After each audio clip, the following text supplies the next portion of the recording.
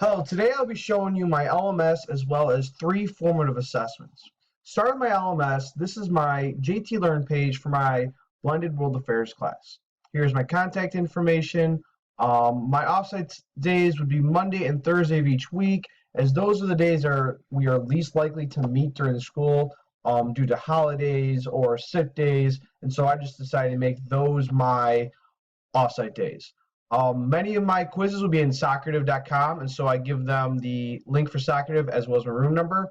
And down here I have my syllabus.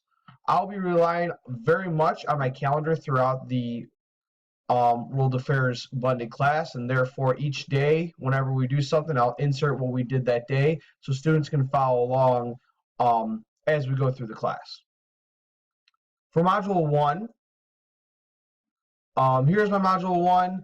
Basically, this is just going to be about geography and culture, and then the difference between race, ethnicity, religions. And what I want them to be able to do by the end of Module 1 is to do a condensed notions quiz as well as comparative religion paper.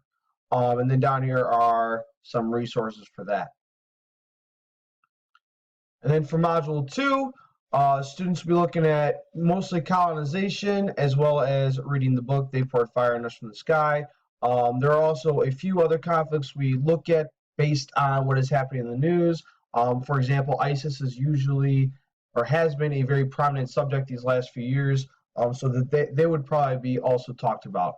Also during this module would be the final exam, the district final exam for World Affairs, and again here are some of my resources. Insofar as my assessments, again, I said I really would like to use Socrative. Here is a colonization quiz made on Socrative. And basically, I would give them a passage, and then they would read that passage and answer the questions. Some questions would come with a picture.